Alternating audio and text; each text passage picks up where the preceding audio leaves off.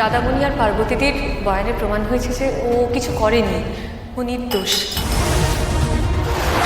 কি হয়েছে সেটা একবার বলবি তো, মানে কি হয়েছে? পুলিশ ওকে ছেড়ে দিয়েছে মা। প্রতাপকে? হ্যাঁ মা, দাদামণি আর পার্বতীদের বয়ানে প্রমাণ হয়েছে যে ও কিছু করেনি, ও নির্দোষ।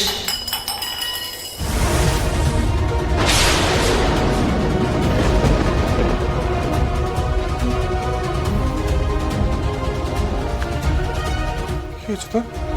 হ্যাঁ, ভার সামলাতে পারছিলাম না দাদামণি, তাই গ্লাসটা ফেলে দিলাম।